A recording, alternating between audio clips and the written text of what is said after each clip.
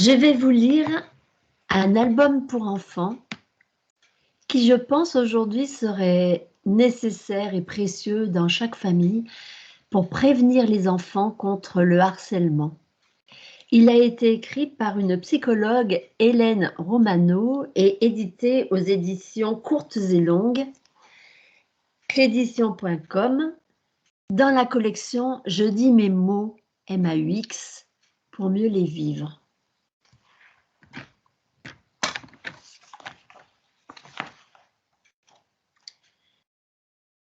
Comme mon frère aîné, je me souviens avoir été étonnée de le voir si petit et de me dire que j'avais été comme lui, un tout petit bébé. Quand je le prenais dans mes bras, mes parents me répétaient toujours « Attention, il est fragile.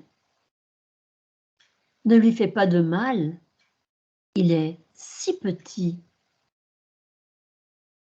N'importe quoi, comme si j'allais lui faire du mal. Et comme si je ne me rendais pas compte qu'il fallait faire très attention. Cette année, il y a eu beaucoup de changements. La naissance de mon petit frère, le déménagement, la maison, le travail de mes parents, la nouvelle école. Ça fait beaucoup. Et mes parents sont tellement occupés que je suis devenue comme transparent.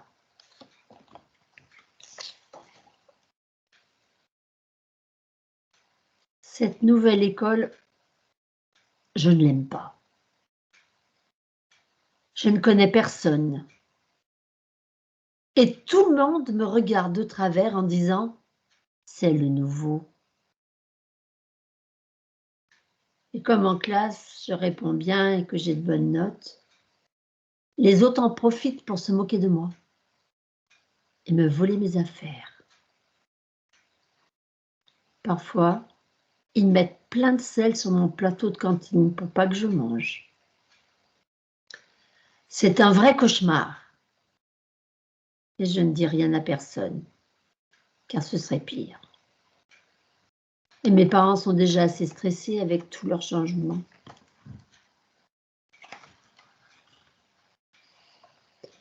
Un jour, juste avant les vacances de Noël, Jordan vient me voir en me parlant très gentiment.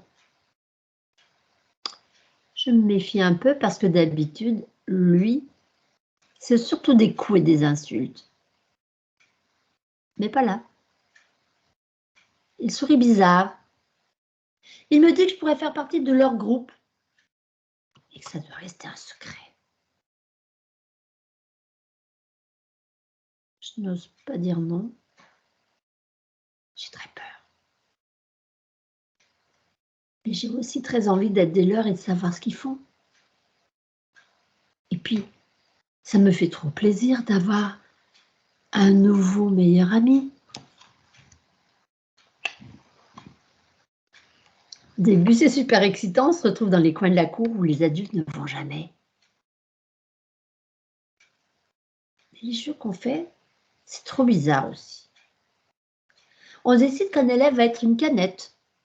Il doit rouler au sol le plus vite possible en évitant qu'on le frappe. On lui donne plein de coups de pied jusqu'à ce qu'il se cogne contre le mur. Et c'est celui qui donne le dernier coup qui a gagné. Il y a plein d'autres jeux. Je sais bien que ce n'est pas drôle. Et que ce ne sont pas des jeux comme d'habitude. Mais je ne peux pas m'en empêcher. Je suis comme un robot. Et rien ne peut m'arrêter. Un jour, c'est moi qui suis la canette. Je reviens couvert de bleu. Quand ma mère me demande ce qui m'est arrivé, je ne dis rien. Sauf que je suis tombée. Il ne faut pas qu'elle découvre que des fois, c'est moi qui tape les autres.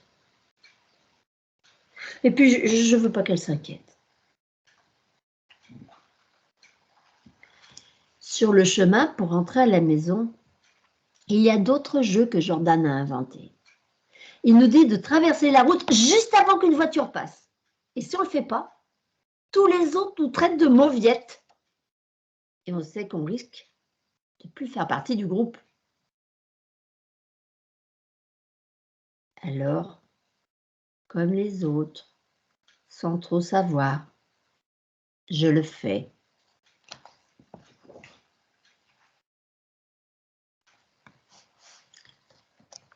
À la maison, ça va mieux. Et mes parents sont tout contents que je me sois enfin fait des amis. Jordan est même venu plusieurs fois et ils l'ont trouvé tellement gentil. Au fond de moi, je me sens étrange. Je sais bien que ce n'est pas un véritable ami comme ceux que j'avais avant. Je sais qu'il met des messages sur Internet pour se moquer des autres et qu'il est le pro de la rumeur. Je suis comme un prisonnier. Je n'arrive pas à me défendre. Et je fais des choses même si je sais que je ne dois pas les faire.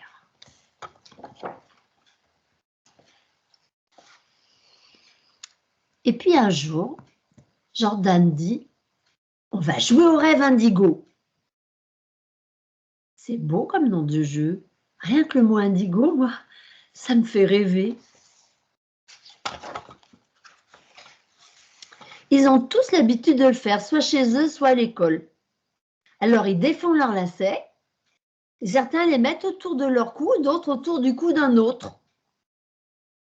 Et Jordan, il regarde et il chronomètre.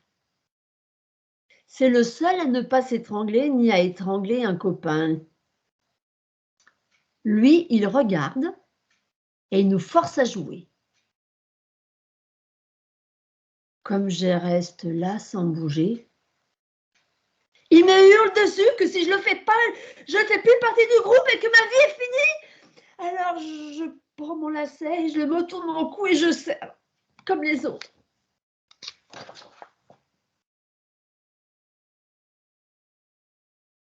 Quand je me réveille, je suis à l'hôpital avec un masque pour respirer et des tuyaux partout.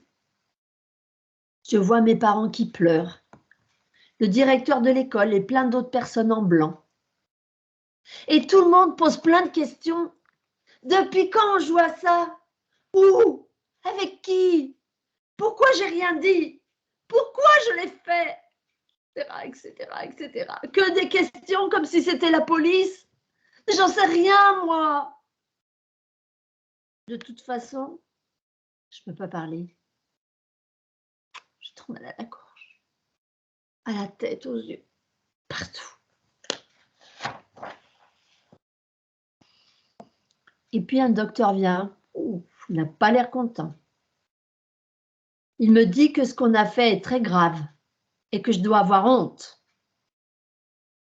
Un des élèves de la classe a serré trop fort et il est mort. Je comprends rien. Mort? Mais c'est pas possible. On meurt pas quand on a un enfant. On ne meurt pas même quand on fait des jeux qui n'en sont pas. Cet élève, il était tellement gentil, sans histoire.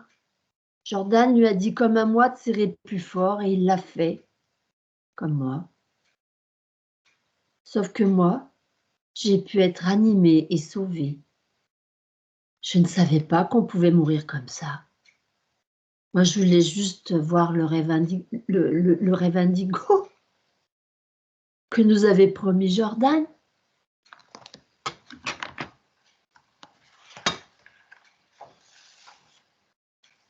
Quand je retourne à l'école, tout a changé. Jordan a été renvoyé. Et il y a plein de surveillants partout dans la cour. On a l'impression d'être des monstres parce qu'un élève de notre classe est mort en faisant ce jeu avec nous.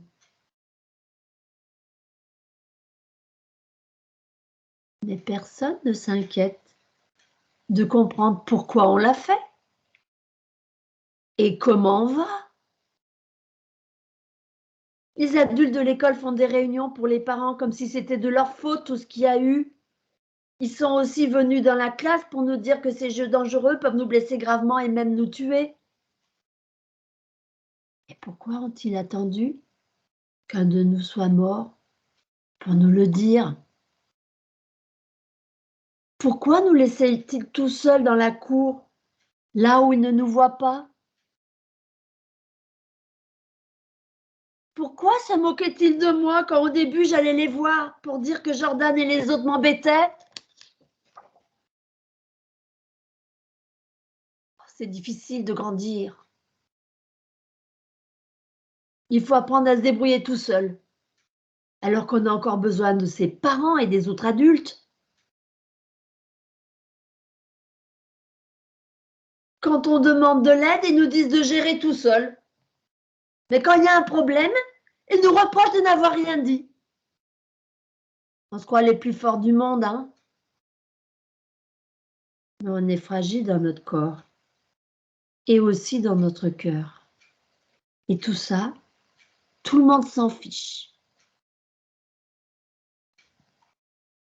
Il y en a qui subissent plein de choses sans rien dire parce qu'ils pensent qu'ils n'en valent pas la peine et ils n'ont plus confiance en personne.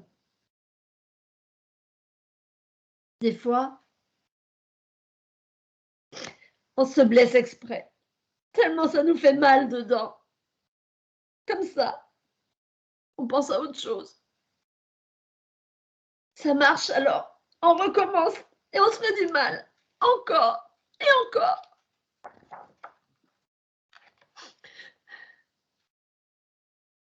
Mes parents ont décidé de me changer d'école. Je crois que ça les rassure. Moi, je m'en moque maintenant. Dans la nouvelle école, je ne cherche pas à avoir un meilleur ami. J'évite les groupes. Des Jordan, il y en a partout, hein. Ça ne m'empêche pas d'avoir des copains un peu solitaires comme moi. Mais au moins, on fait plus tous ces jeux interdits. On s'échange des informations intéressantes sur Internet. Et on n'y poste pas des vidéos pour se moquer des autres ou inventer des rumeurs. Je me suis inscrite à un club de handball et je me suis fait d'autres amis avec lesquels on forme une super équipe. J'ai au moins appris une chose importante. La vie, c'est fragile. Et elle est ce qu'on en fait. Soit quelque chose de moche et de désagréable, comme ce que je faisais avec Jordan, soit quelque chose de beau, de chouette, comme aujourd'hui. Mon corps, ma vie, c'est un trésor. Et même si j'ai grandi et que je ne suis plus un tout petit bébé, comme mon frère, je reste fragile. Et je dois prendre soin de moi. Alors tous ces jeux qui n'en sont pas, c'est fini. Me blesser, attaquer mon corps, laisser les autres me faire du mal. Sans rien dire, plus jamais. Pas question que je détruise le trésor le plus précieux que j'ai au monde. Voilà.